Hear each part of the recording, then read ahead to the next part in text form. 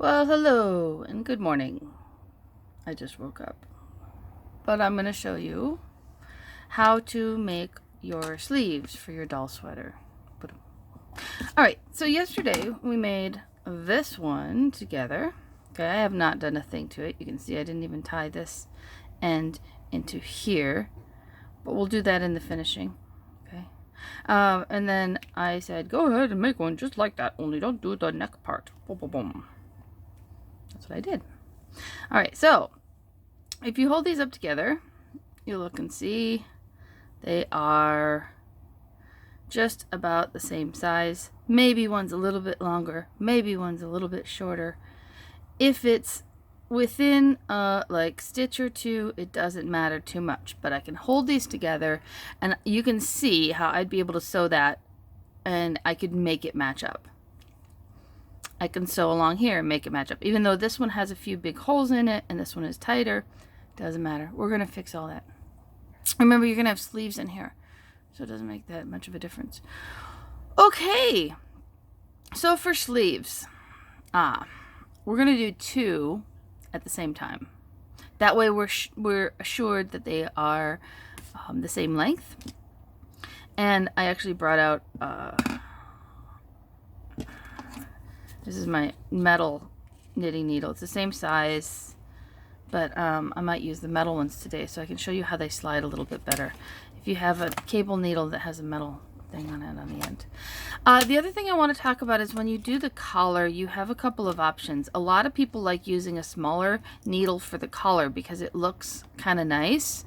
But the thing is, with dolls, you want to have as much stretchability as you can get with those huge dolly heads that we've got. So I actually prefer to do the same size needle because you can, when we do the knit one purl one ribbing, it's going to be tight anyway, but it'll have more stretch if you have a larger needle that you're working with. Why do I have three of them here? I don't know. Here, I'm gonna put these away. I'm gonna use this one today. Okay. So, trickiness about sweaters, about the sleeves. We need two of them at the same time, which means you have to have two balls of yarn. Well, this one, I'm working out of the middle. You see, it's a multicolor thing. Each color is about one doll sweater's worth, so that's why I like these.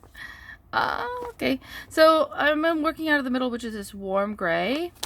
But I don't have warm gray again until, like somewhere near the end. So I'm going to set that aside. And I'm going to use the outside of this ball, which is the same lot number. It doesn't really matter about the lot either, unless you're... And I'm going to use the outside of this one. Okay, so we are going to cast on how many stitches? If you have this, is going to be 10 centimeters, 11 centimeters, and the stitches that we have are 11 that we're, 11 we're casting out as 20 stitches. We want to do a multiple of 4 that is just above half of that. Okay, a multiple of 4 just above half of that. So 20, half would be 10, so we're going to make it 12. We're going to cast on 12 stitches each. I know it sounds weird. Actually, it really sounds small to me too. I'm going to do it and then see if we need to fudge it a little bit. Boom. 2, 3, and we're doing extra because of the stitching. I'm going to cast on these 12 stitches. I'll do it fast and then we'll see how far it is. 3, 4, 5, 6, 7, 8, 9, 10, 11, 12. Actually, that looks about right. That looks right. It does. Yeah, and then that's enough to sew up the sleeve. Okay, 12 stitches it is. I usually make SD and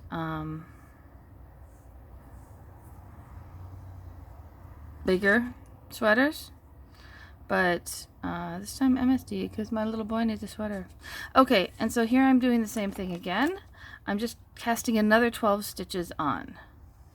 1, 2, 3, 4, 5, 6, 7, 8, 9, 10, 11, 12. Okay, so now I have 12 stitches and 12 stitches. As you see, they are both on the same needle, and we're just going to work them together so that we make sure that they're the same length as we go. And the length that we need is 15 centimeters, okay? And then this part is 5.5. But you see how it tapers out a little bit? We need to do that tapering too. So that's what I'm going to be showing you today. Okay, so now we're going back to the knit one, purl one ribbing. We're going to do the exact same number of ribs as we did for the base of the sweater, for the waistline. Okay, make sure that you're not knitting with the super long tail. You're going to be knitting with the one that comes off of the ball. Okay, knit one, purl one, knit one, purl one, knit one, purl one. So where are you guys from? You seem to be all over the world. Everybody's whatever. Everybody's all over the place. Except nobody can travel right now because of COVID-19. By the way, if you watch this like 3 years from now, we're doing this during the coronavirus epidemic. I don't know why anyone would be watching this 3 years from now. I don't know why anyone would be watching this 3 hours from now, but you know, some people will. Maybe. One, knit, purl one, knit one, purl one. I remember my mother used to use metal needles. She always liked metal needles, and they just click, click, click, click, click, click. I tried to get her on the wooden needles. She's like, no, I like these are slippery.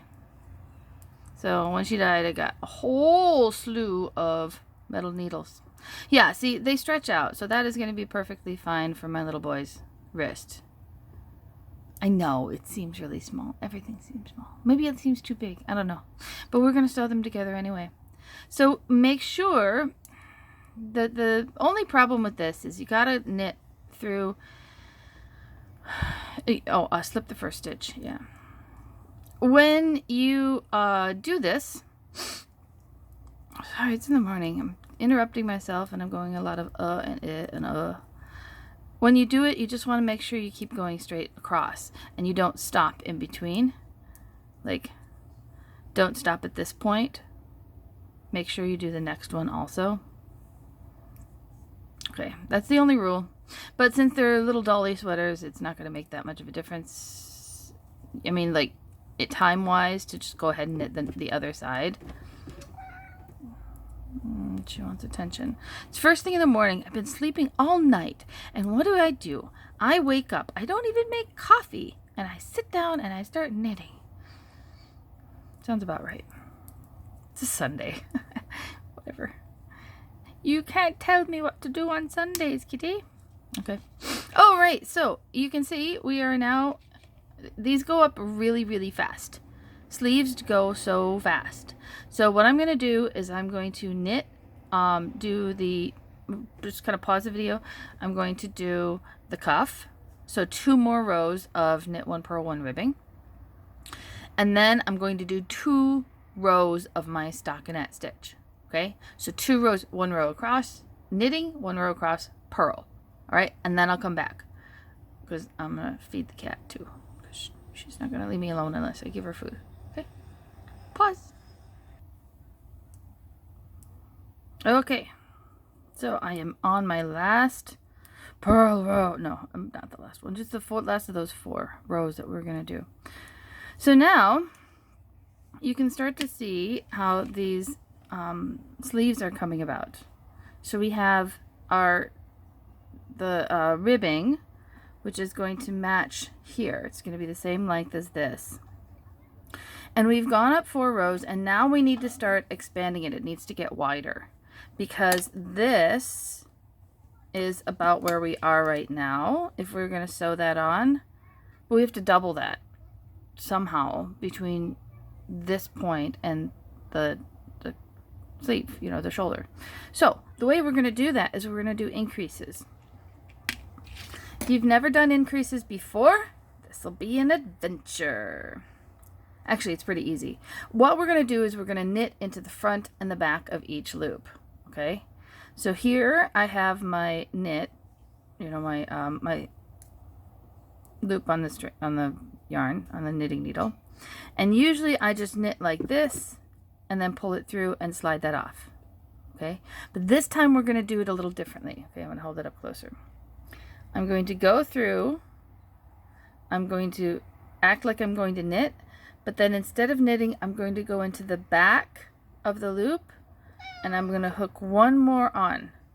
So now you see I have 2 on there instead of 1. Okay, 2 stitches instead of 1. I'll do it again. Okay, this goes on here. Okay, so we knit into the front, grab the yarn, pull it over to the front of the yarn. Now I'm not going to slip it off.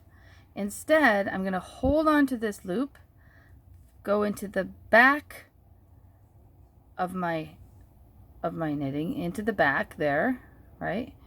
And I'm going to grab the yarn and pull that one through also. So that's called knitting into the front and the back. This is the way we're going to increase it without it really being too obvious. We'll have a little one here that looks like a purl. That's fine. It doesn't matter because it's going to be under the arm sleeve anyway. Okay, and then we're going to knit across.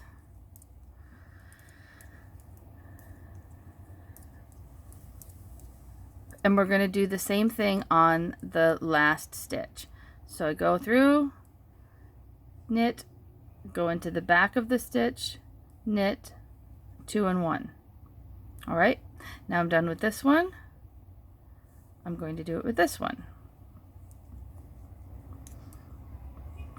Front, back, slide it off. Knit, knit, knit, knit, blah, blah.